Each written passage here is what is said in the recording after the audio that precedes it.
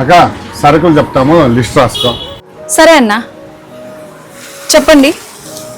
5 కేజీలు rice bag, 3 కేజీలు కంది బ్యాలు, 2 ఆయిల్ ప్యాకెట్లు, 2 పాల ప్యాకెట్లు, అట్లా 250 గ్రామ్స్ టీ పొడి ఇవా, తాజ్మహల్ ఇవ్వు. మైదా పోదాంబా. అన్నా డబ్బులు ఇవ్వలేదన్నా. ఇచ్చినా కదమ్మా 1500. ఎప్పుడు ఇచ్చినా అన్న డబ్బులు నువ్వు? నాకు ఫోన్ పే ఉంది కదా, ఫోన్ పే చేయొచ్చు కదా. అవును, నువ్వు డబ్బులు ఎప్పుడు ఇచ్చినావు? నేను కూడా చూడలేదు ఇచ్చిండేది. ఏ నోరు మూసుకో, నీకేం తెలుసు? ఫోన్ చూసుకుంటున్నావు. ఇచ్చినా నేను డబ్బులు. లేదు, నేను ఫోన్ చూసుకుంటాను కూడా గమనిస్తాను. నువ్వు డబ్బులు ఇచ్చింది ఎక్కడ నేను చూడలేదే. నిజం చెప్పిచ్చినావా? ఏ నువ్వేం ఆయన సపోర్ట్ వచ్చి నన్ను అనుమానిస్తున్నావు? ఏం తిక్కగేనా నీకు? నేను ఇచ్చినా అంటే నువ్వు? అన్నా మీరు నాకు నిజంగా ఇవ్వలేదన్నా. 1500 కోసం నేను ఎందుకు అబద్ధం చెప్తానన్నా? ఒకసారి చూసుకోండి అన్న. మీరు కాదండి, ఒకసారి చూసుకోండి, ఇవ్వలేదంటాను కదా. సరే నేను ఫోన్ పే చేసినా.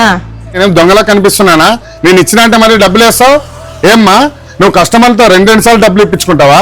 సర్లే అన్నా, మీరు ఇచ్చినారంటున్నారు కదా, నేనే పొరపాటు పడి ఉంటుంది. పోయిరా పండి, మళ్ళీ గొడవ ఎందుకు? ఇంకోసారి ఇట్లా పొరపాటు జరగకుండా చూసుకో.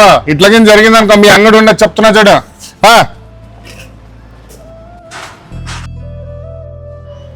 పెట్టినారా? హలో హలో మా, ఏంటి పర్సు పట్టుకున్నావా? పొద్దున్న నీకు మందులకి ఇంటికి డబ్బులు ఇచ్చా కదమ్మా, అవి ఎక్కడ పెట్టావు? అవి కూడా అందులో పెట్టావా? బాగున్నావులేమ్మా, పెట్టే. చేసావన్నీ ఇట్లా పనిలే. ఏమైందంటండి? అమ్మ మార్కెట్ లో పర్సు మర్చిపోయిందంట, దాంట్లో 30,000 ఉన్నాయి. బాగేంలేండి మీకు. మైతా నీకేమన్నా తిక్క? డబ్బులు పోయినాయంటే బాగైందంట.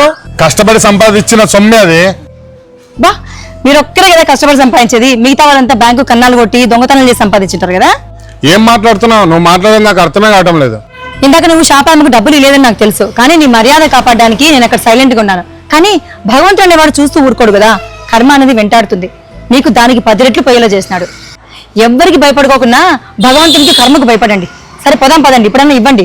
ఏదో డబ్బులు కకృతి పడి చేసినా లేవే, మరి ఇట్లా అవుతుందా నాకేం తెలుసు? ఆయన డబ్బులు ఆయనకి ఇచ్చేద్దాం. మంచి నిర్ణయం తీసుకున్నారు, పదండి. సారీ అక్క, పొరపాటు అయింది. నా జోబులో ఉన్నాయి, నేను ఇచ్చినా ఏమో అనుకున్నా. తీసుకోండి.